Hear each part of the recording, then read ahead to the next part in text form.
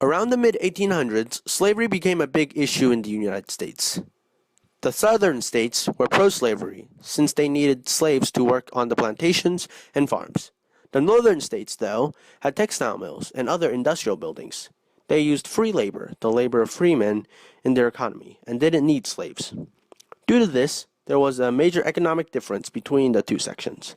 As tensions rise, congressmen passed laws and compromises to avoid conflict. Here are two of them. Late in 1819, Missouri had enough people to apply for statehood. They wanted to join as a slave state, but around the time, Congress was divided into 11 free states and 11 slave states. So adding another state would disrupt the delicate balance of Congress. After a long debate in Congress, they came to a compromise.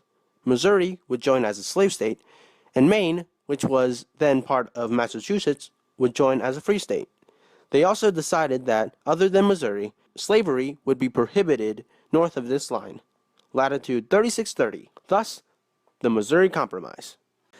The second act is the Kansas-Nebraska Act, proposed by this guy, Illinois Congressman Stephen Douglas. He wanted to build a transcontinental railroad that connected the East Coast to the West. He envisioned that the railroad would pass through Illinois, boosting the economy of Illinois. But to build the railroad, Nebraska and Kansas had to become states.